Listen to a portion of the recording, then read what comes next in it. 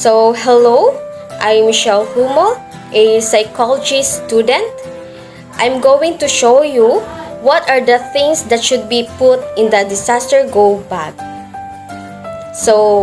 A disaster go bag is a portable kit that includes the items that you need to survive while you are away from your home or you are in the evacuation center.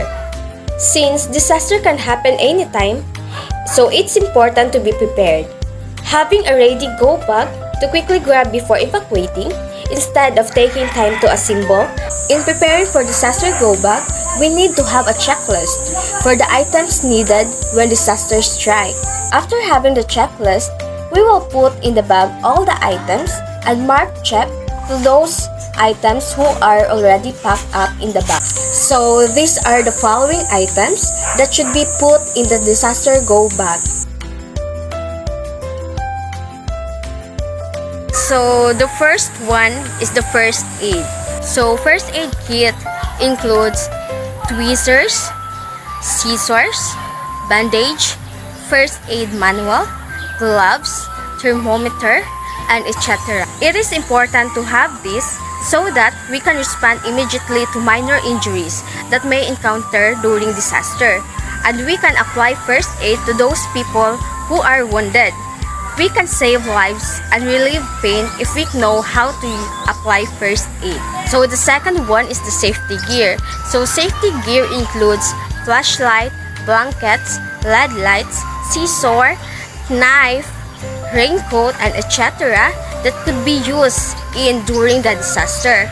So we need to have this material during disaster to ensure our safety and minimize exposure to hazards. So the third one is the food and water. So food and water is the most important thing we need during disaster. We need to have this canned goods and bottled water to address our basic needs. During disaster, we can't go out to buy foods outside, and we don't know how long we stay in the evacuation center. So it is important that we bring food and prepare food so that we have something to eat. So the fourth one is the communication.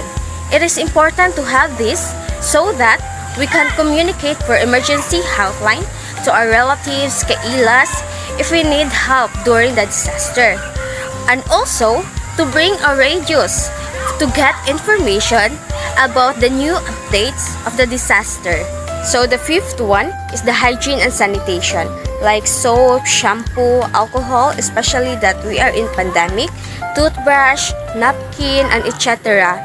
At the evacuation center, we need this material to maintain one's personal hygiene. So the sixth one is the clothes.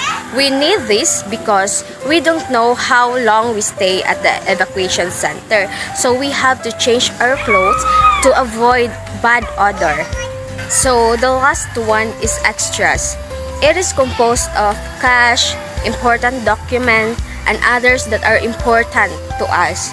We need to bring this so that it will not be damaged by the disaster and we can have it to buy things. So that's all that should be put in the disaster go bag. It is important to each members of our household to have a disaster go bag for us to survive for our own good when the disaster strikes.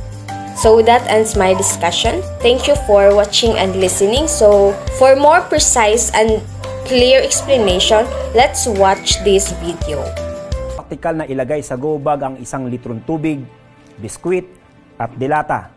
Maaari itong dagdagan, depende sa pangangailangan ng pamilya. Ikalawa, sa dapat na ilagay sa go bag ang first aid kit. Sakaling masugatan o magkasakit ang pamilya, mahalagang magkaroon ng first aid kit na naglalaman ng bandage, panlinis ng sugat tulad ng povidone iodine solution at mga gamot. Ikatlo, mahalagang isama sa survival bag ang tools.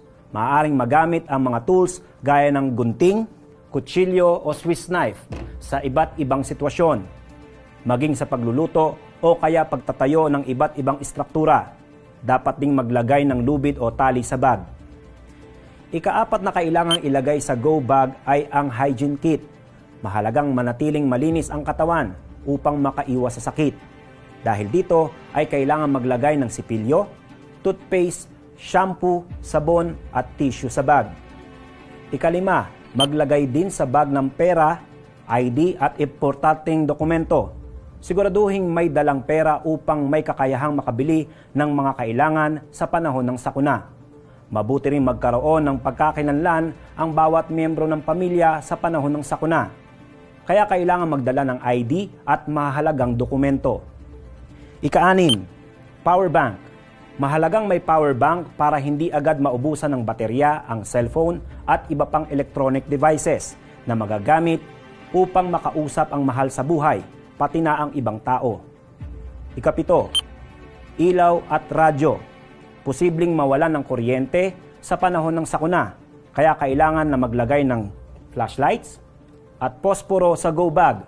Mainam din kung makakapagdala ng radyo dahil mahalagang may mapagkukuhanan tayo ng impormasyon sa panahon ng sakuna. Kapag naisalansan na ang mga gamit na ito sa go bag, ilagay ito sa lugar sa bahay kung saan madali itong makukuha ng sinumang miyembro ng pamilya. Tandaan, pagkaing hindi basta napapanis at tubig na malinis. First aid kit, tools, hygiene kit, pera, ID at importanteng dokumento. Power bank, ilaw at radyo ang dapat laman ng inyong mga go bag.